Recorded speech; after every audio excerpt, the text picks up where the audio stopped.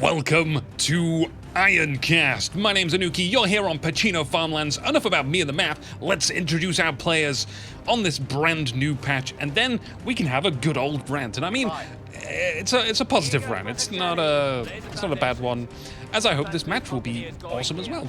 So in the north, there's a legend with an estimated approximation of potentially anything above or below 50,000 victories, and not counting.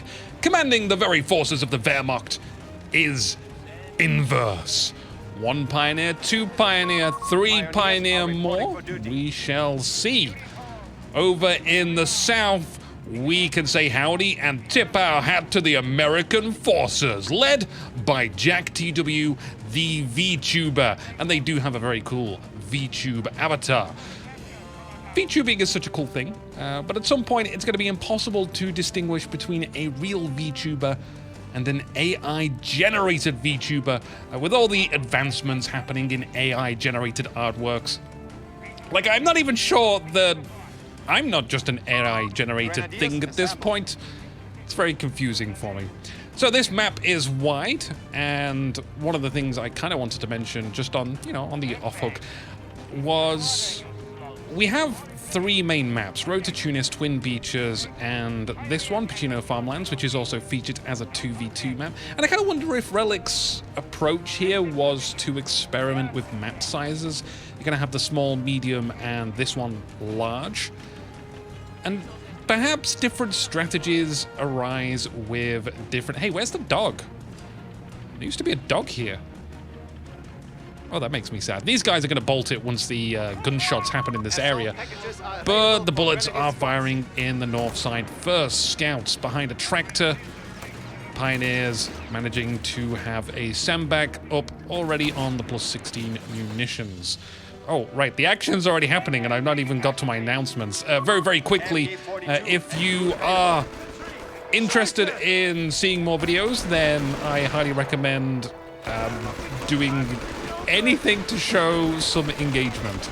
Subscribe to the channel, come along to the discord.me/Ironcast, leave a hateful comment, no, helpful comment on what things we can improve on the videos. That would all be lovely stuff. Okay, I've got that obligatory thing out. My producer type person is always yelling at me that just because you hate doing it doesn't mean you shouldn't do it. Heavy machine gun is out here for Inverse. It is struggling to find a location to settle down because Jack TW is darting all around. We have a Pioneer squad.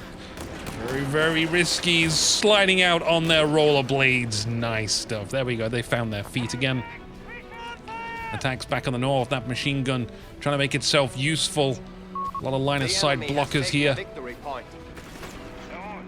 Pioneers probably ain't gonna be too much of a matchup when they're this injured, but Scouts don't want that heavy machine gun catching up with them. Then they run into a Grenadier squad. Could this day get any worse? No, it might just get a little better, as assault engineers with a flamethrower come to their aid. Nice, so we have the armor versus the breakthrough tactics. With so much movement on the map, this is definitely going to be a great match. So now that I've butted you up, I want to talk to you about the community. It's the rant I was on about. Sounds risky. Let's hope it's not.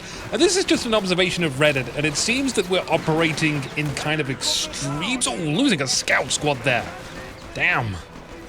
And we kind of gone from, this game is garbage. I can't believe they're asking $60 for this game with 4 factions on release and a new engine, unlike Company of Heroes 2, which was very much a mod of Company of Heroes 1. Like, very negative outlook and complaints about balance, which, obviously, I'm not in disagreement with the balance. There's balance issues, yes. It's just kind of the response to them. Then this patch hits, and it's quite a heavy-handed patch, let's say, but definitely an improvement. And people are like, hooray! Like they're witnessing a fun flamethrower battle about to happen. Heck yeah. It just seems like the complaints are blown way out of proportion, and this patch, which doesn't even address most of the complaints, is suddenly a Hail Mary. Inverse setting up an anti-VTuber MG just down the road. an AVTMG, if you will. And they regain control over the middle.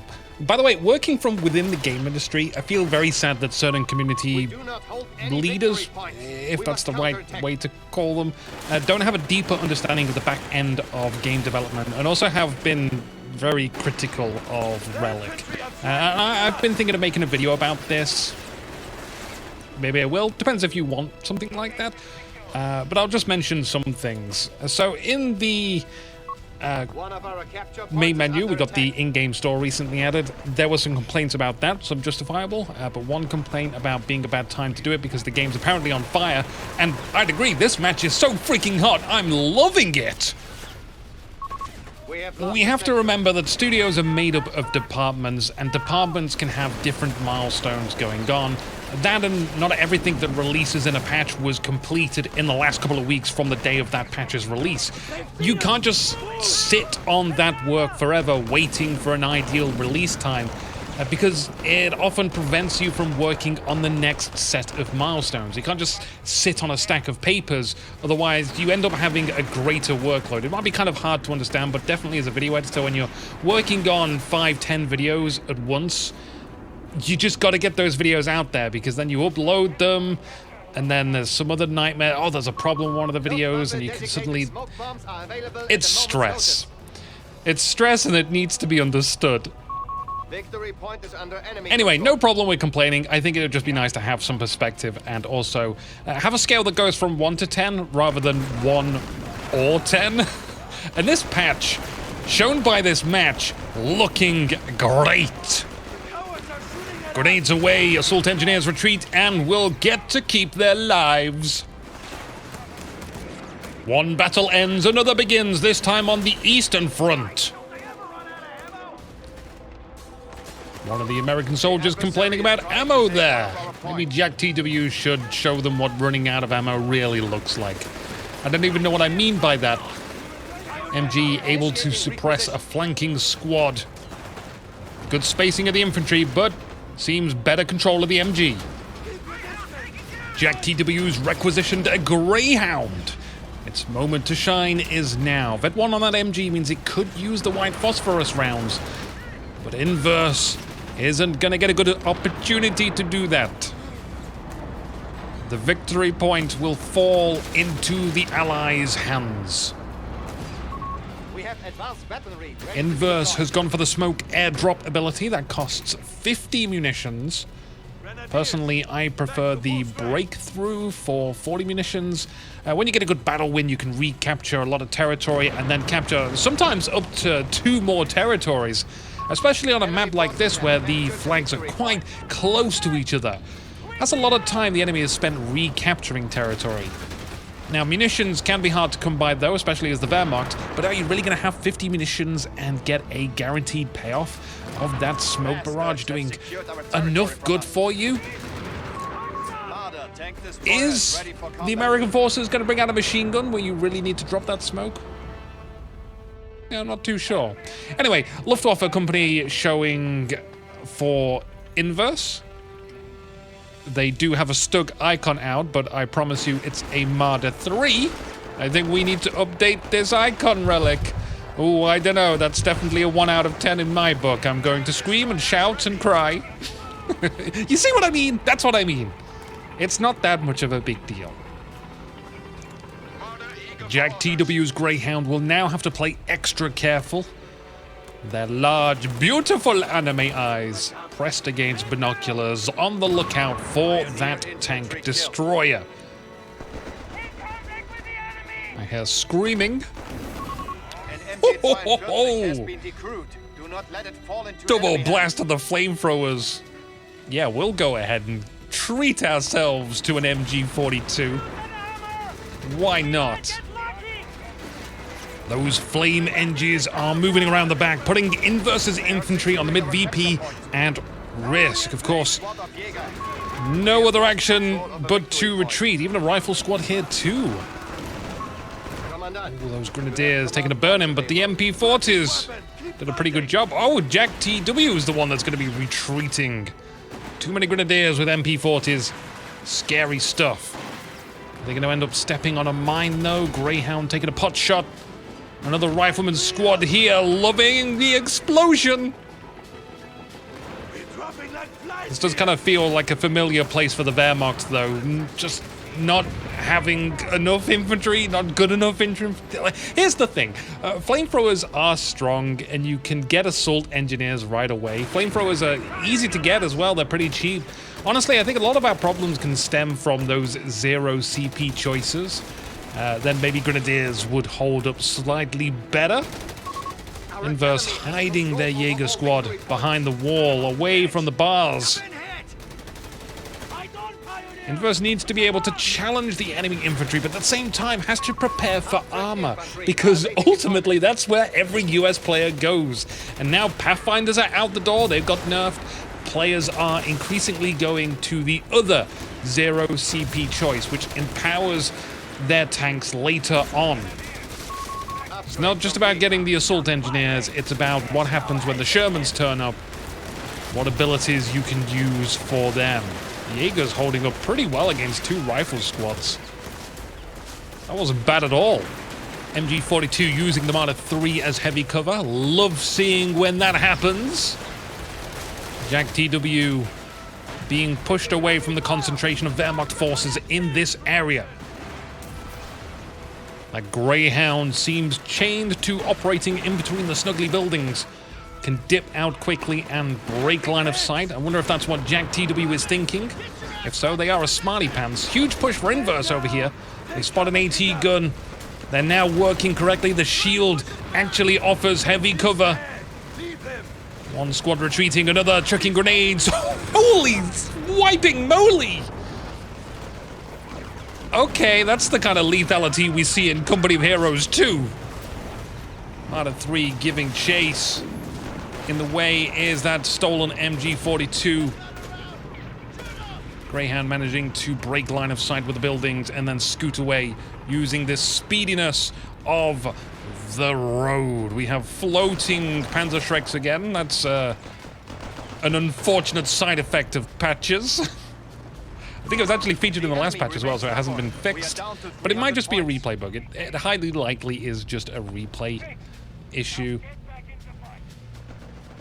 We are hoping for significant improvements to the replay system in the future, and considering what they did with the Age of Empires 4, I am very eager to see what they are going to be doing. I don't think it's just going to be a simple case of officially having what we have here as in an official capacity, but rather they will be looking to make the replay system like an overhauled system, very specific to just viewing a match in its full glory, in as much awesome aestheticness as it can be done. And that's why it's just taking a bit longer.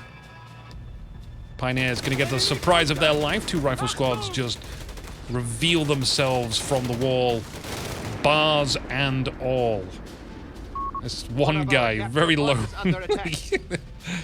Nobody likes me in my unit.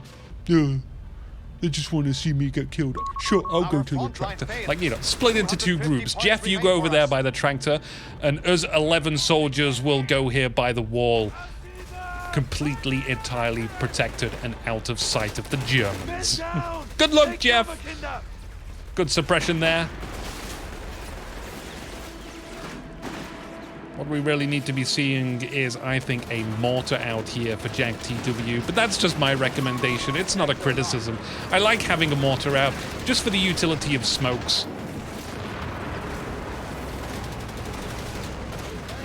Lots of other alternatives. Jack TW does have the flamethrowers to try and get these machine guns out of the buildings, so focusing on the Grenadiers.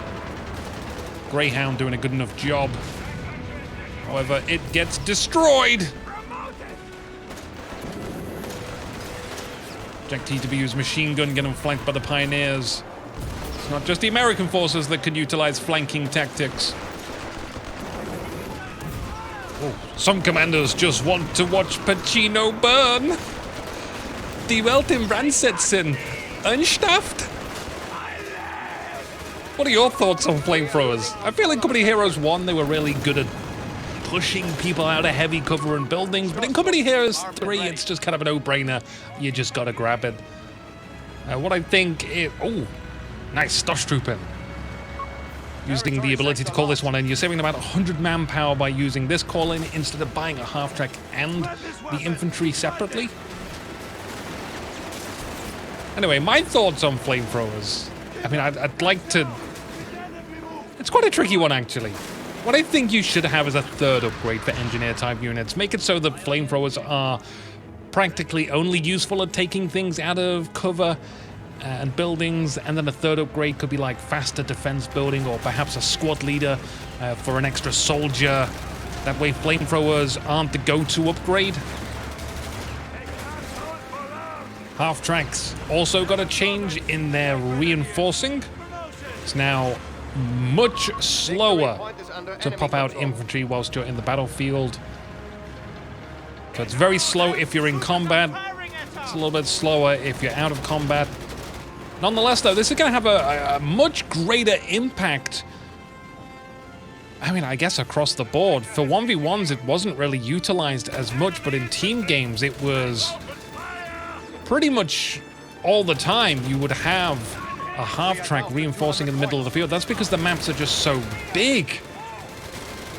And at some point, you've kind of got to think to yourself that maybe it's the maps being so large that people would kind of prefer to not have to retreat and spend 3 minutes getting back into the action. So I'll take this moment just to shout out that I do want to make a proper full-on 4v4 mod that could be played 3v3. Just waiting for the mod tools to release on that. Vet 3 on these Grenadiers. Grenadiers up front, Stosh Trooping at the back. Very nice. Yeah, too right, he's fucking dead. You don't need to tell me twice. But don't worry, he might have a half-track assist them. A half-track just sitting at the back at the moment. Guess we don't want to move too far up, even though we took out the AT gun. Inverse, very focused, hyper-fixating on winning this battle. And that concentration was placed in the right place. Could steal this AT gun. Could make the steal. Nope. Marder 3 given the order to destroy it, but they only have Vet 1. And this is clearly a Vet 2 job. Grenadiers will go ahead and take it instead. And I think that's for the best. And let's not tell Daddy Hitler about missing a target less than 20 meters away that wasn't moving and wasn't even alive. Wounded engineers here in need of healthcare. Welcome to 2023. Not even going to be relieved by the other squad arriving. Jack TW just doesn't give an upper-class shit about the trench foot soldier. Meanwhile, the Axis, in dire need of victory points, only taking 24 points off of Jack TW. How very capitalism. Stomp on workers' rights, yield short-term results. But how's Inverse for the long-term projections? Like, they've got a Marder 3 if a tank pops up. Well, they're trying to burn the mine that they saw placed in the ground.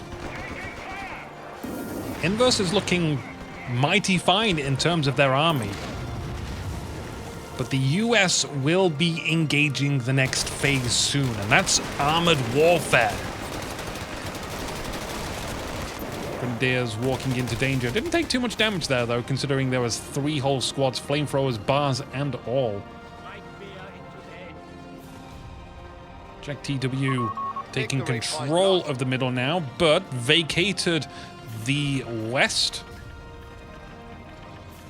Now we've got a heavy machine gun settled down there for Jack TW to potentially run into. Loving all the mines going down, but where are the minesweepers? Maybe soldiers complained about robots taking their jobs. Soldiers' legs is as good as any mine detector. Stosh Trooping have their work cut out for them.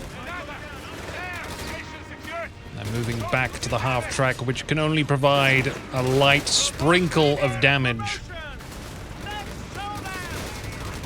Inverse can't stick around by trying to reinforce, and I'm really sad about those reinforcement changes. But I understand them.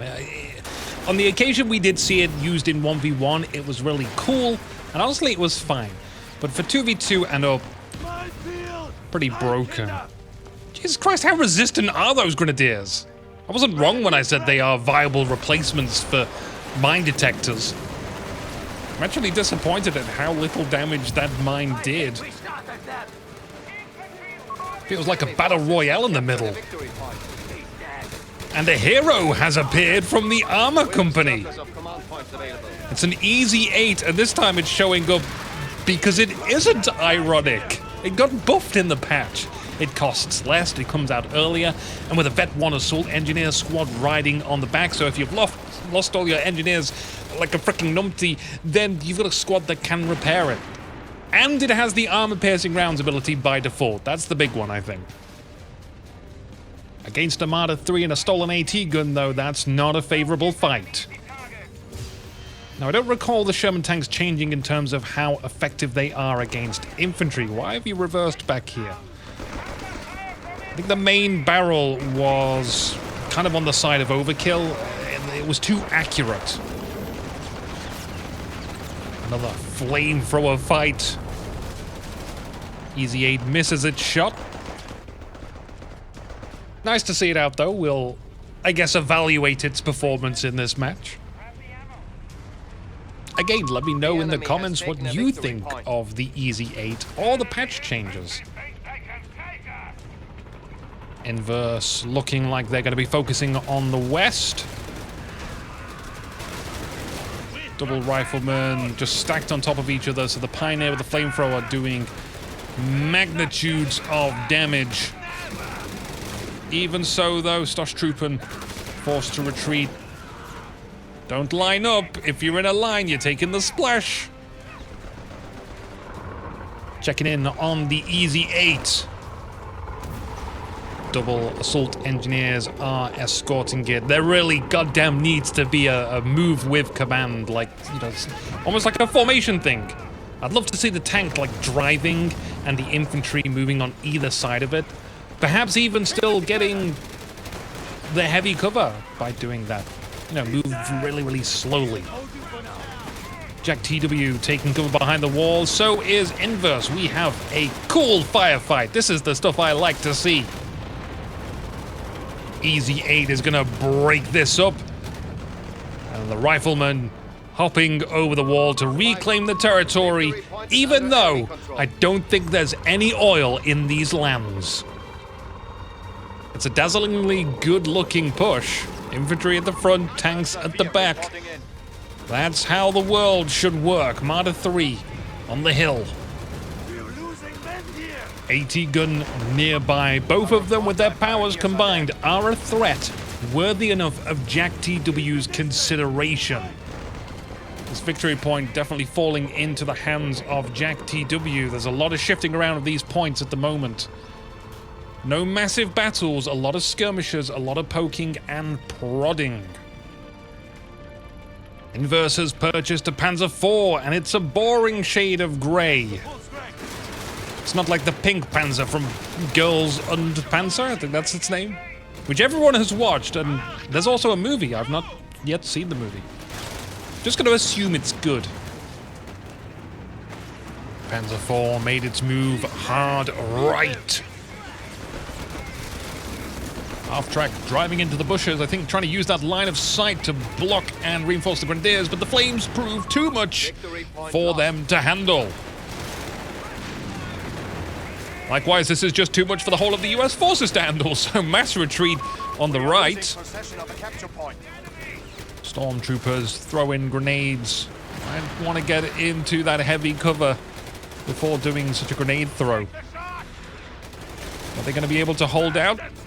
No, losing 2 guys within milliseconds of each other. Half-track here, not going to be able to reinforce, but I think that's what Inverse was hoping to be able to do. Wow, it's getting some decent damage off there. Potentially threatening a triple cap, but Inverse is grabbing this right point. Now, how is Jack TW going to deal with all these vehicles that have accumulated? It's going to be fairly harsh. We look at the base, though. We do have another Sherman out. So double easy 8s. Double the fun. They're still going to have to be tactical in their approach because fighting a head-on battle against a Panzer IV, a Marder 3, and a pack,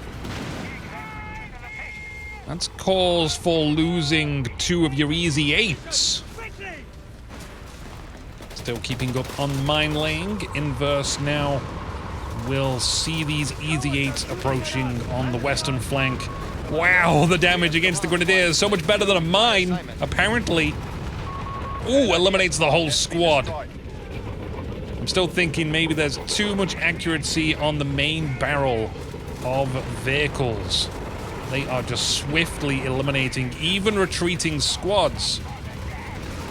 Tons of assault engineers. Quadra flamethrowers. And unless I'm mistaken, I think I do recall one of the assault engineers managed to pick up a flamethrower from one of the dead units. So we might have double flamethrowers on one of those assault engineers. It's pretty cool. I think it's this unit, actually. Can't quite tell. Yeah, there we go. We see 2 flame barrels. Very cool to see. Assault engineers taking the lead. All victory points are in the gray zone. And I love this game and I love the players, but war is cruel and sometimes rots the brains. You end up with these head-to-head challenges. No tactics, no strategy, just brute force. Jack TW coming out unfavorably, may lose an easy 8 here. Getting back behind the church. Panzer IV turret not facing the right way. Jack is safe for you. 3 camp, though, in Jack's favor.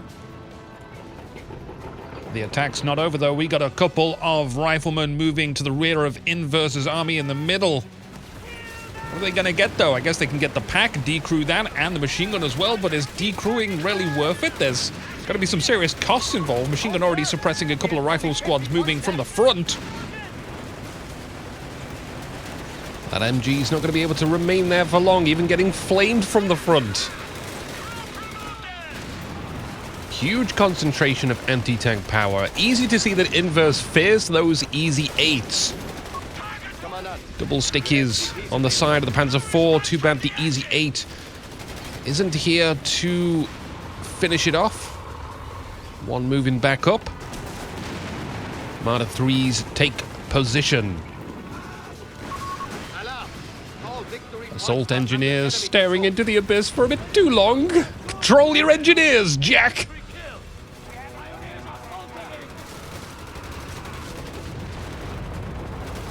Now Jack TW is attacking where the enemy is not, picking off these lone squads, just trying to do a little bit of good for the Wehrmacht.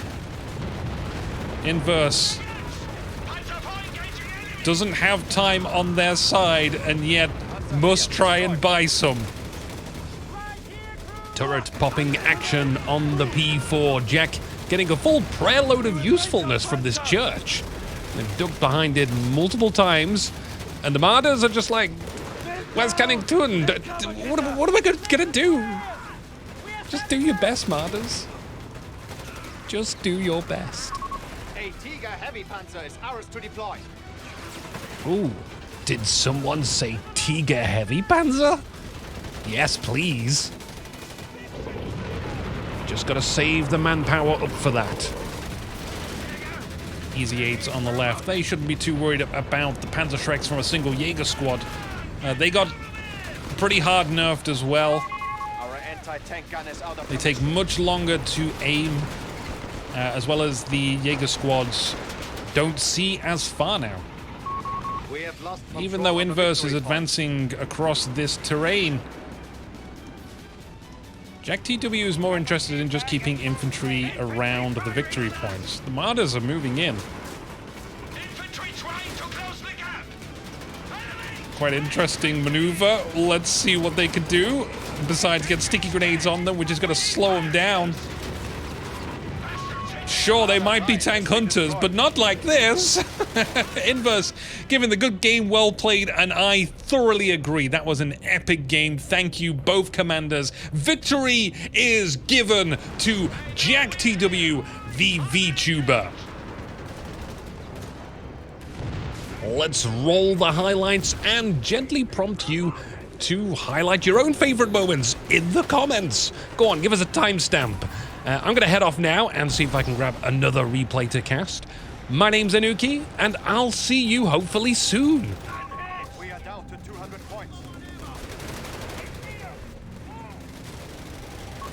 The enemy is stealing our town. We have vehicles ready to be deployed.